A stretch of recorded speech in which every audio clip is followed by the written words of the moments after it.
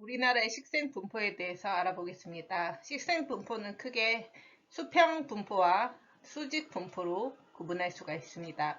수평 분포는 위도에 따라서 식생의 분포가 어떻게 되느냐 이런 건데 따뜻한 곳일수록 남대림, 더 위로 갈수록 온대림, 북쪽으로 갈수록 냉대림 이런 식으로 위도에 따라서 분포가 달라지는 것, 그것을 수평 분포라고 합니다.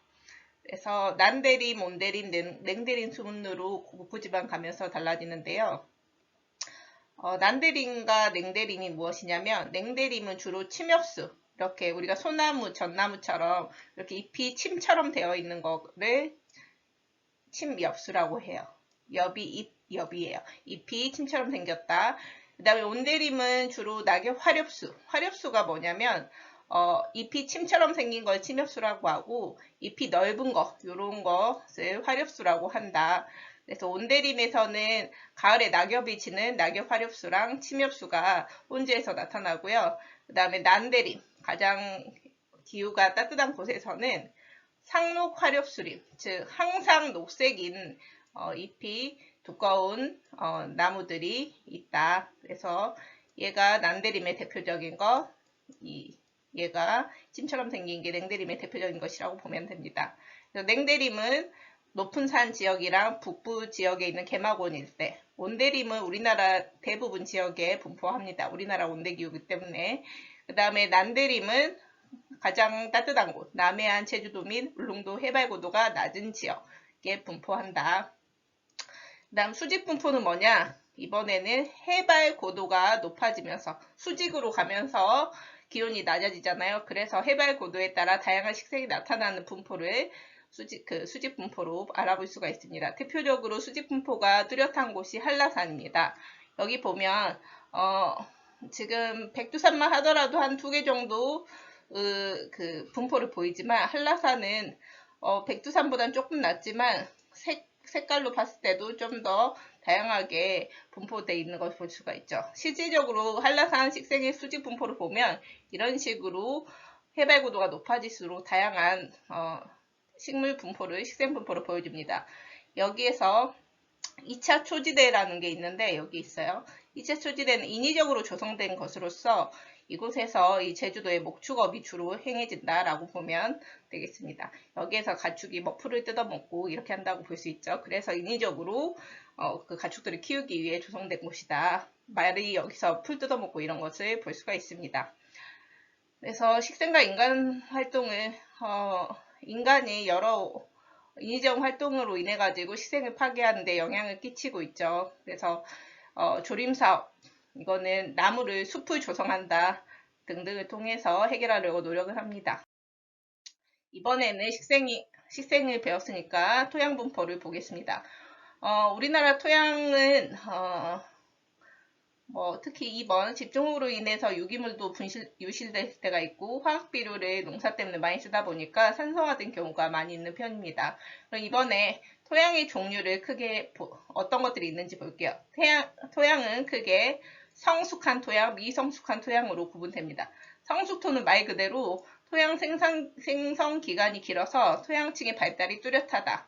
성숙해져 있다는 거죠. 시간이 이렇게 오랜 시간을 거쳐가지고 토양층이 발달하다 보니까 성숙한 토양이 있고, 미성숙토는 뭐냐? 토양 생성 기간이 짧거나 운반 및 해정으로 형성돼서 토양층 발달이 미약한 이런 토양을 성숙토라고 합니다. 미성숙토라고 합니다. 그러면 성숙토는 크게 2가지로 나뉜데요. 성대토양, 간대토양이 있습니다. 성대토양의 성은 뭐냐? 성질. 성질이 같은 것끼리 묶인 토양이라고 생각을 하면 돼요. 그러면 토양의 성질은 어떻게, 뭐에서 많이 반영되냐면 기후, 식생에 따라서 식생의 성질이 많이 반영되게 돼 있습니다. 그래서 여기 보면 색깔이 조금 성대 토양의 특징인데요. 더울수록 적색토, 이제 추워질수록 갈색토, 더 추운 곳은 우리가 회색 도시 하면 뭔가 추운 느낌이 들잖아요. 토양도 마찬가지입니다. 회색으로 갈수록 추운 곳에서는 이런 회백색 토가 발달한다라고 생각하면 돼요.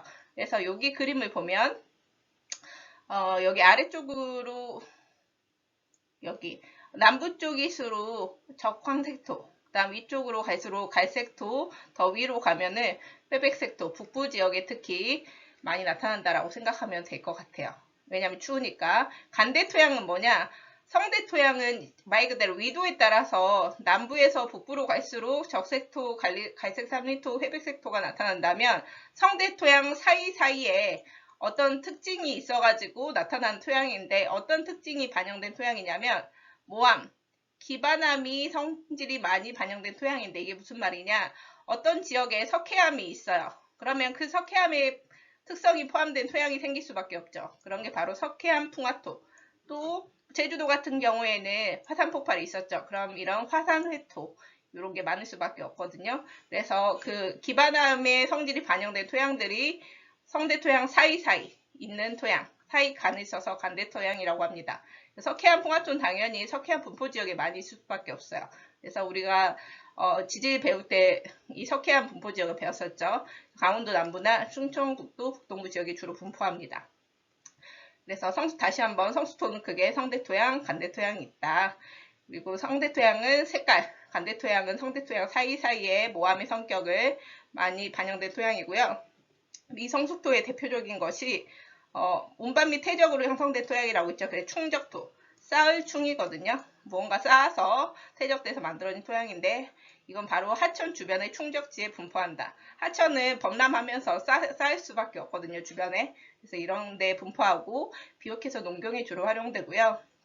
염류토라는 게 있는데 염류토, 소금염이죠. 즉 바다 쪽에 있다라고 이해를 하면 되죠. 서남해안 일대 간척지 쪽에 있고요. 하구 부근에 주로 분포하고 염류토는 염분을 제거해야지만 농경에 이용할 수가 있어요. 당연히 식물은 염분 있는 환경에서는 자라기 어렵기 때문이죠.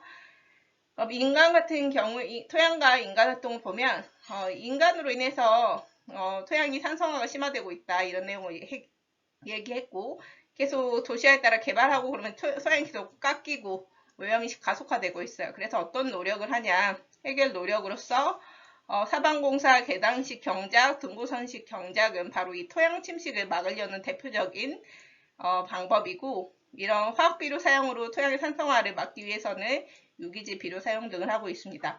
사방공사 계단식 경작, 등고선식 경작이 무엇이냐면 사방공사라는 게 산사태 아니면 토양 침식 작용 같은 것을 막기 위해서 하는 공사라고 생각하면 돼요.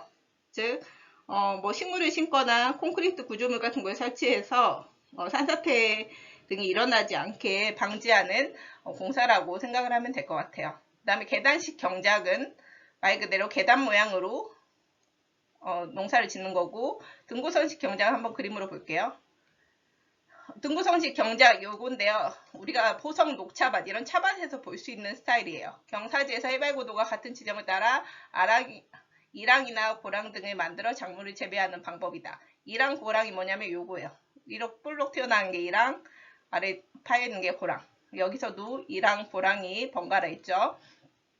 그럼 비가 올 때 고랑과 이랑 지표수의 유속을 감소시켜 토양 유실을 줄일 수 있다. 이게 무슨 말이냐? 요거 한번 볼게요. 여기 그림.